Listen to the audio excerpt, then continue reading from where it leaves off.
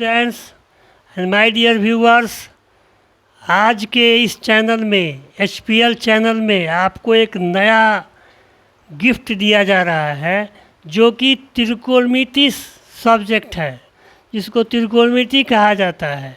वैसे तो त्रिकोणमिति बहुत हार्ड लगता है, आप लोगों को लगता होगा, लेकिन इस तरह से HPL चैनल के माध्यम से आपको पढ़ाया जा रहा है कि वो भी आपको आसान लगेगा।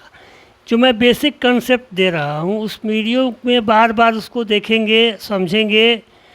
तो ये जो वीडियो है, आज का जो वीडियो है, क्लास 10th के स्टूडेंट्स के लिए है और मैं आशा करता हूँ कि इस वीडियो को आप बार बार देखेंगे और इससे जो है आप बेनिफिट उठाएंगे। आइए चलते हैं। तो सबसे पहले मैं आपको बता रहा हूँ कि त्रिकोणमिति का क्या अर्थ होता है। देखिए, त्रिकोणमिति जो है मैथ का एक ऐसा ब्रांच है जिसमें त्रिकोणमिति जो शब्द है वह 3 शब्दों से मिलकर बना है, 3 वर्ड्स से मिला है। यहाँ देख सकते हैं आप लोग कि त्रिकोणमिति लिखा है ना। तो ट्राई का अर्थ होता है 3, कोण का अर्थ होता है साइड, और मिट्री जो शब्द है मेट्रॉन से बना होता है जो कि एक लैटिन शब्द है ना। हम लोग इंग्लिश में बहुत से ऐसे शब्द हमको मिलता है, चाहे साइंस में जब हम लोग पढ़ते हैं तो बहुत से ऐसे आपको शब्द मिलते हैं जो कि अपने देश से नहीं लिए गए हैं, ये विदेशों से लिए गए हैं और ये हमारे लिए जो है आज भी जो है एडॉप्टेड है, हम लोग इसको एडॉप्ट करते हैं। यहाँ देखिए, ट्राई का मतलब होता है 3, गोन का मतलब होता है साइड, और मेट्रन शब्द से जो है मिट्री बना हुआ है जिसका मतलब है इज मेजरमेंट। इसका हिंदी में अर्थ हुआ कि त्रिकोणमिति एक ऐसा शब्द है जिसमें 3 कोणों की माप करते हैं। तो 3 कोणों की माप जब हम लोग करते हैं, when we measure 3 angles, that is triangle. Triangle ही एक ऐसा है कि जिसमें हम लोग उसके 3 एंगल्स को मेजर करते हैं। तो ये त्रिकोणमिति जो हमारा ये सब्जेक्ट है वह ज़्यादा ट्रायंगल में ही यूज होता है। इसका डिफिनीशन आपके सामने है। Trigonometry is such branch of mathematics which measure the 3 angles of a triangle, जो ट्रायंगल के 3 एंगल को मेजर करता है। दूसरा चीज़ कि यह जो है ऑल्सो हेल्पफुल होता है, माने और सहायता करता है। किसमें जी? तो अगर हम हाइट को मेजर करना है, अर्थ पर खड़े हैं और हमें जो है किसी पिलर के हाइट को मेजर करना है, या ऊपर बैठे हुए हैं और ओशियन में जो हमारे जहाज़ चल रहे हैं उसके डिस्टेंस को मेजर करना है, तो ये ट्रिगो बहुत ही हेल्पफुल होता है। ठीक है। तो ट्रिगो देखिए, किसी भी मैथ के सब्जेक्ट को पढ़ने के लिए सबसे पहले जो है उसमें कुछ उसके बेसिक जो कंसेप्ट होते हैं उसको जानना होता है। जैसे मैंने लिखा भी है, क्लास 10th का है और बेसिक कंसेप्ट हम आपको बता रहे हैं। जब तक हम बेसिक कंसेप्ट नहीं जानेंगे तब तक हम आगे बढ़ेंगे कैसे। इसलिए पहले बेसिक कंसेप्ट हम आपको बता रहे हैं कि बेसिक कंसेप्ट इसका क्या है ना। तो सबसे पहले हम जो इसमें फार्मूला को यूज करेंगे उसमें सब में साइन, कॉस, टेन, कोसेक, सेक, कॉट आता है। तो सबसे पहले मैं इसको ये बताने जा रहा हूँ कि सबका अर्थ क्या होता है, और इसे भी आपको जो है वीडियो को बार बार देख करके आपको ये पूरा चीज़ को मेमोराइज करना है। मेमोराइज कब होगा, आप कब इसे याद रखेंगे? तो जब प्रत्येक जो है ये जो इंग्लिश के वर्ड्स हैं इसका शॉर्ट फॉर्म क्या है, क्या उसका हिंदी में मीनिंग होता है। तो जब तक उसको आप देखेंगे नहीं तब तक आपको नहीं समझ में आएगा। आइए देखते हैं साइन। साइन जो है ये फुल फॉर्म है, इसमें ई लगा होता है। शॉर्ट फॉर्म में हम ई हटा देते हैं, साइन हो जाता है। तो इसका मतलब होता है, मीनिंग होता है जया, है ना। नेक्स्ट है कोसाइन। इसमें से हम जो है आई एन ई जो हमारा सफिक्स है उसको हटा देते हैं तो कॉस बन जाता है और इसका अर्थ हो जाता है कोज्या।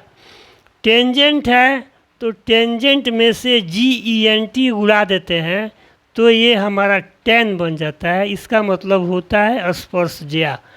को टेंजेंट में से हम क्या करते हैं, A N G E N T हटाते हैं तो कॉट बन जाता है, इसका मतलब होता है कोटि स्पर्शज्या। सेकेंड, सेकेंड में से हम लोग ए एन टी हटा देते हैं तो सेक बनता है और सेक का अर्थ होता है कोटि कोज्या। इस प्रकार से आप लोग देख रहे हैं कि फुल फॉर्म में एक दो लेटर्स को हम लोग हटा देते हैं तो हमारा शॉर्ट फॉर्म बन जाता है और ज़्यादा हम लोग यूज करते हैं sine cos tan cot sec. देखिए ट्रिगोनमेट्री भूलना बहुत बड़ा शब्द है, बड़ा वर्ड है, तो इसके लिए हम लोग जो है यूज करते हैं ट्रिगो। क्या यूज करते हैं, ट्रिगो। ये किसी के मुंह से आप सुने होंगे या सुनते होंगे कि ट्रिगो पढ़ने जा रहे हैं। क्या पढ़ने जा रहे हैं जी, तो ट्रिगो पढ़ने जा रहे हैं। ट्रिगो जो है ट्रिगोनमेट्री का शॉर्ट फॉर्म है। अब आइए नेक्स्ट देखते हैं हम लोग कि आगे क्या होता है। यहाँ देखिए को सेकेंड है, तो को सेकेंड में से हम लोग क्या करेंगे, A N T minus A N T को क्या करेंगे, हटा देंगे तो इसका शॉर्ट फॉर्म हमारा क्या आ जाएगा, कोसेक आ जाएगा, जिसको कोटि कोज्या कहते हैं।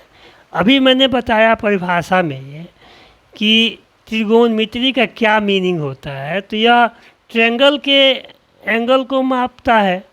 तो इसमें ये देखा जाता है कि ज़्यादा ये अप्लीकेबल होता है राइट एंगल ट्रायंगल में।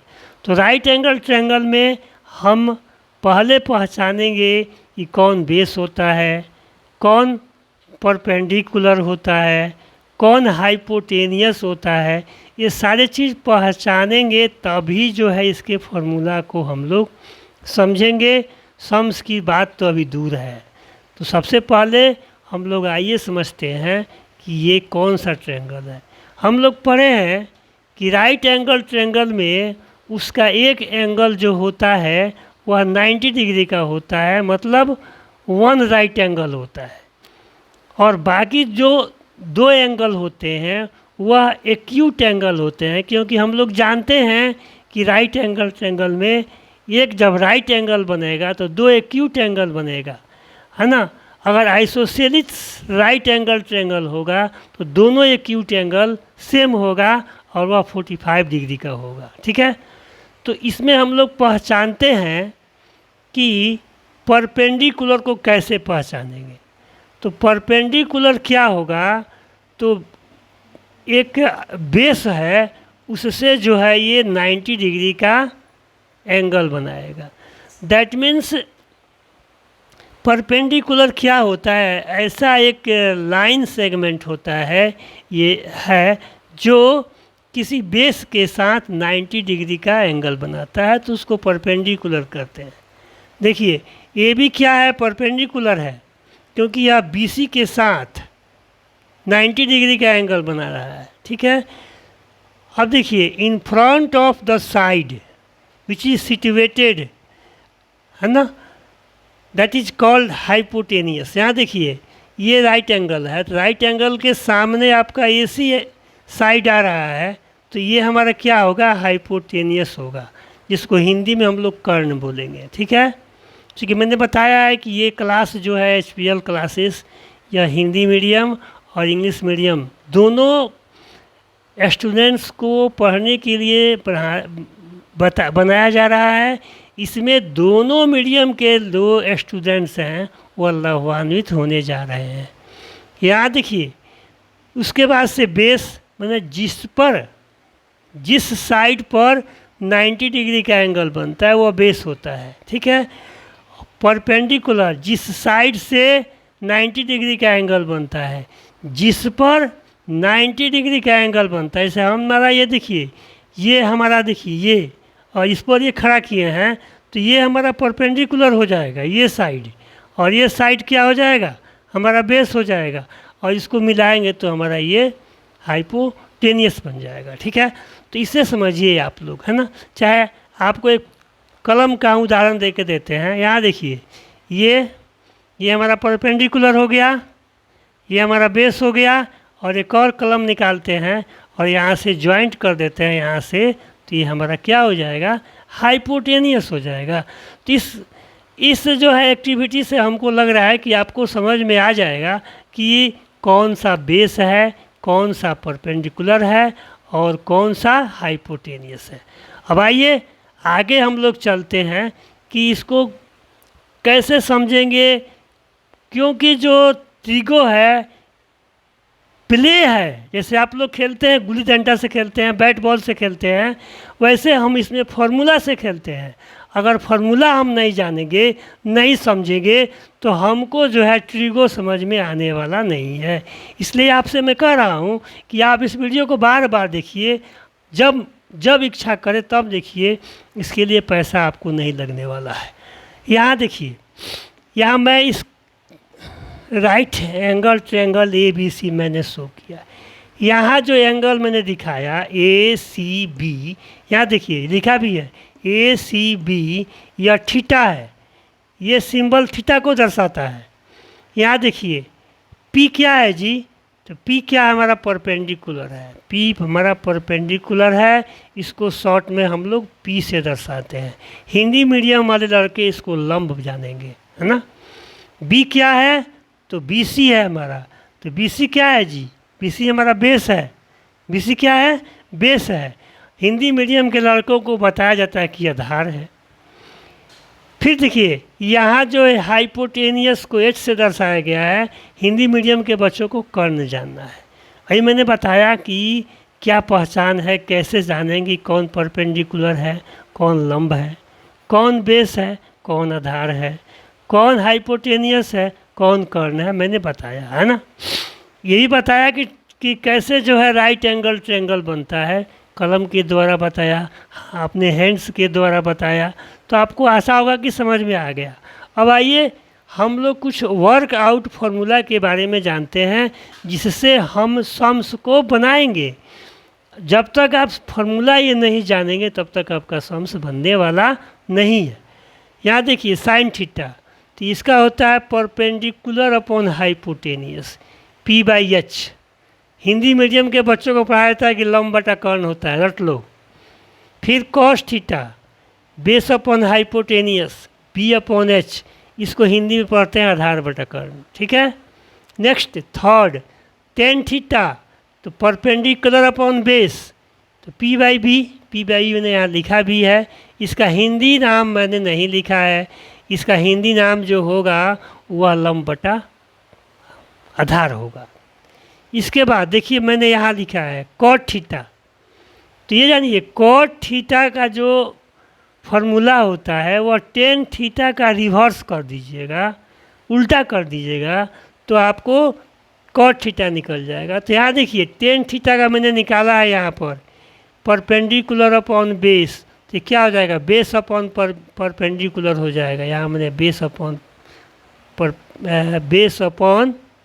क्या लिखा है, बेस अपॉन परपेंडिकुलर। तो यहाँ देखिए सॉरी, यहाँ एक मिस्टेक हुआ है, यहाँ H नहीं हो, हाँ सही, H नहीं होगा, यहाँ P होगा, यहाँ आप लोग देख सकते हैं, सॉरी।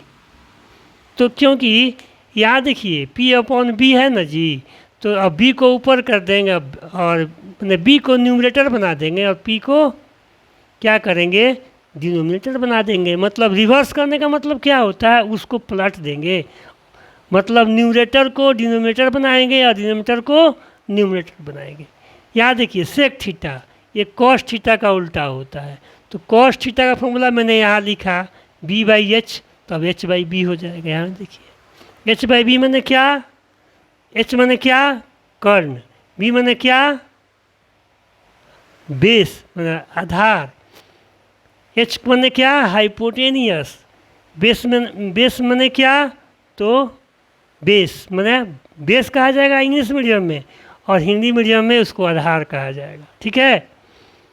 कोसेक देखिए, कोसेक साइन का उल्टा होता है, तो इस प्रकार से आप लोग समझ सकते हैं, हाइपोटेनियस अपॉन परपेंडिकुलर कर देंगे, कर्ण अपॉन लंब कर देंगे, और एच अपॉन पी कर देंगे, तो हमारा। डियर स्टूडेंट्स, अभी कुछ वर्क आउट फार्मूला जो है, जो राइट एंगल ट्रायंगल से रिलेटेड है, इसको मैंने छोड़ दिया था, जो अब मैं बताने जा रहा हूँ। ये जो थ्योरम है पाइथागोरस थ्योरम है, जिसको बहुत पहले से आप लोग पढ़ते आ रहे हैं। अभी मैंने बताया कि P क्या है, H क्या है, B क्या है। तो यहाँ जो है हाइपोटेनियस का स्क्वायर निकालना होगा, तो परपेंडिकुलर का स्क्वायर अपॉन बेस का स्क्वायर, परपेंडिकुलर का स्क्वायर प्लस बेस का स्क्वायर। अब इसको हम H निकालना है, तो ये आपका स्क्वायर रूट में आ जाएगा, P square plus B square. Hindi medium के बच्चों के लिए ये वर्गमूल इसको कहा जाता है, ये वर्गमूल में हो जाएगा। यहाँ देखिए, अब अगर पी स्क्वायर निकालना है तो एच स्क्वायर में से बी स्क्वायर को घटा देंगे, फिर पी निकालना होगा तो स्क्वायर रूट या वर्गमूल में H square minus B square लिखेंगे। बी स्क्वायर निकालना होगा तो एच स्क्वायर में से पी स्क्वायर घटा देंगे, माइनस कर देंगे, है ना, और उसका स्क्वायर रूट निकाल देंगे या वर्गमूल निकाल देंगे, तो हमारा बी निकल जाएगा। देखिए, तो ये जो फॉर्मूला है आपका, ये जितने भी फॉर्मूला आपको बताया गया, ये आपके लिए बहुत बेनिफिट है, बेनिफिट पहुंचाने वाला फॉर्मूला है। आप इसको जो है बिल्कुल वीडियो को देखिए, 1 बार 2 बार 3 बार 4 बार 5 बार, जितना बार देखिए उससे कोई फ़र्क नहीं पड़ने वाला है ना। अब NCERT सम्स जो दिया है एक्सरसाइज 8.1, इसी सब फॉर्मूला पर बेस्ड है जो मैं बताने जा रहा हूँ।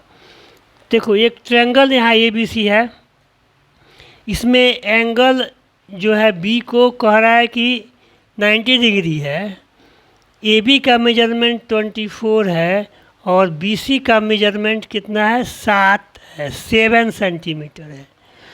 तो इसमें हमें क्या कैलकुलेट करना है, साइन A कॉस A और साइन C कॉस C।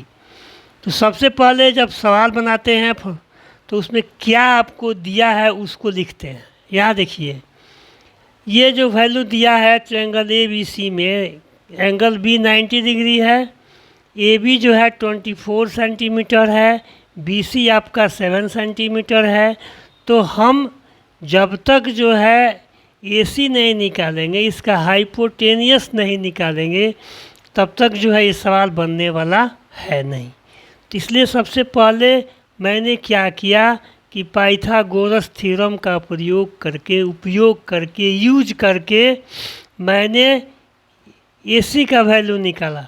तो AC जो होगा वह हाइपोटेनियस हुआ, BC क्या हुआ तो परपेंडिकुलर हुआ, और AB जो क्या हुआ वह जो है हमारा बेस हुआ।